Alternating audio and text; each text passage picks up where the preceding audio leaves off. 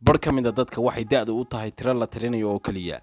kamana hor istaagayso da'doodu inay kaga dhabeeyaan waxay haweystaan ama ay ku hamiyaan maantana waxaan muuqaalkan idinku soo bandhigaynaa bar ka mid ah dadkaas cajiibka ah sida ninkan Shiineyska ah aad moodid inuu ku jiro do'ooda sodoneeyada halka uu sii cagacagaynay sanadkii 7aad intaynaan u gudagelin mawduuca fadlan like nagu caawi subscribe na saar channelka hadaad ku cusub tahay Jane Dagas 16 December 2018 ninkan reer Mareykan waxa uu jabiyay rikoodhka orodka marathonka ee lagu magacaabo Jacksonville taas oo laga orday gobolka Florida ee wadanka Mareykanka waxaana orday 2 saacadood 54 daqiiqo iyo 23 ilbiriqsi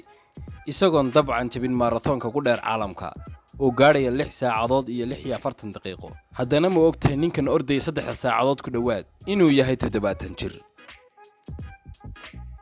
Dallas Bank dumarka dharka xaysiye badankoodu waxay bilaabaan nolosha fashionka markay dhalinyarta yihiin waxaanay sii wadaan ku dhawaad da'da 35 laakiin Dallas Bank ma aha sida dumarka fashionka caadiga ah iyadoo bilowday fashionka markay da'deedu ahayd 93 kadib markii ay ehelkeedu ku dhiirigeliyeen inay noqoto model ilaa ay shaqo u noqotay maantana waxa lagu tiriyaa mid ka mid ah dumarka hadda ugu fiican dhanka fashionka ee qaaradda Aasiya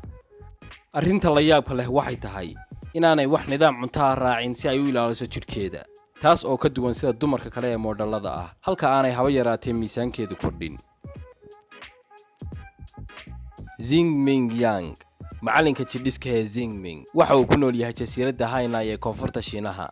waxaanu leeyahay jidh heer sare ah isagoo ku jira da'da 70-yada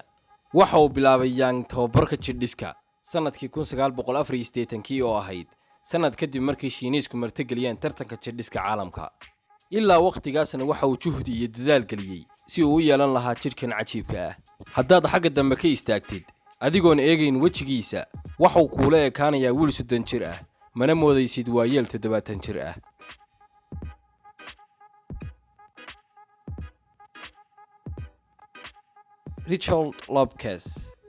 Richard Lopez waa ciyaaryahan ciyaara musaaracada arm wrestling waxa uu qaaday koobab kala duwan waxaanu jiraa 62 sano sidaad muuqaalkan ka aragtidna waxa uu jirkiisa ku sameeyay isbedel weyn kadib markii uu ku guuleystay koobkii adduunka ee 1988 ilaa 1989 waxa uu wax ka yar 9 sano ku bedelay jirkiisa isagoo noqday tusaale nool iyo qof ay ku daydaan jiilkan iyo kuwa soo socdaaba isagoo hoosta ka xariiqay inaanay jirin waxa la yiraahdo macquul ma aha guud ahaan nolosha iyo gaar ahaan jidhiskaba Willie Murphy waa ayeeyada adeedu gaadhaysa 82 sano waxay ku nooshahay magaalada New York dad badan oo isku dayay inay la ciyaaraan kula tartamaan jimkana way haweysan kari waayeen waxaanay ka haysataa jawaais badan miisaan qaadista iyadoo ku mutaysatay xirfadeeda cajiibka ah iyo awoodeeda aan u dhigmayn cimrigeeda waxay awoodaa inay qaado wax ka badan miisaankeeda waxaanay sheegtay Willie inay ku faraxsan tahay meesha ay taagan tahay iyo nolosha jimkaba waxaanay sheegtay inay dadaal iyo tababar badan ku soo gaadhay halkay maanta taagan tahay Helnath Strable waxa uu jiraa 42 sano waana shakhsi ku caana jidhiska waxaanu leeyahay jidh go'an laguna tiriyo mid ka mid ah jidhka ugu la yaabka badan ee soo mara caalamka jidhiska dufan yaraanta jidhkiisuna waxay shahaado u tahay guushiisa waana tartamaha nambarka koobaad gala marka ay noqoto tartanka jidhiska dhanka kale waxa uu kulamo dhiirigelin ah u sameeyaa dhalinyarta waxaanu sheegay inuu leeyahay tiirar iyo qawaaniin gaar ah oo raaco jidhiska si uu u ilaaliyo jidhkiisa laguna daray nidaam cunno oo caafimaad qaba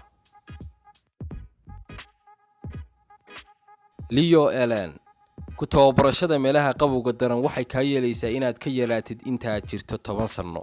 kani waa casharka ay waajibka tahay inaynu ka baranno qisada hooyadan lagu tilmaamay tan ugu dhalinsan hooyooyinka miyaad rumaysanaysaa haddaan ku idhaahdo gabadhan aad moodid 20 jirka inay tahay hooyo jirta 50 sanadood waa xaqiiq oo way jirtaa waxay sheegtay Leo inay ku ilaashatay dhalinyarnimadeeda tababarka adag ay joogtaysay in ka badan 30 sanadood waxaanay sheegtay in lagu tababarto meelaha qabow inay ka fiican tahay in lagu tababarto meelaha kulul ugu dambeyntii waxay gabadhan Shiineyskii ku baahisay baraha bulshada sawir ay ku sameynayso ciyaarta yoogada meel qabowgeedu ka hooseeya eberka 40 darajo Rafael Ferra waa mid ka mid ah ciyaartoyda ugu fiican jidhiska da'ihiisa maalin waxa dhacday inuu soo xidhay ninkan dhar buuran oo jirkiisa wada qariyay waxaanu isagoo calool leh soo galay hool ka mid ah hoolasha jiimka lagu sameeyo waxaanu la tababaratay dhalintii halkaas joogtay dhalinyaradii halkaa joogtayna waxay la yaabeen duqan buuran ee sidaan u tababaranaya birahana qaadqaadaya ilaa ugu dambeyntii uu si kaliisa iskaga bixiyay wixii uu xidhnaa dhammaan dadkii meesha joogayna ay la tacajabeen lana yaabeen jidhkan iyo feedhahan ka fiican ciyaartooyga jidhiska ah ee ka da'da yar odaygan muuqaalkeenan maanta intaas ayuu ku eegyahay fadlan walaal haddaad muuqaalkan ka heshay like saar subscribe na taabo haddaad ku cusub tahay channelka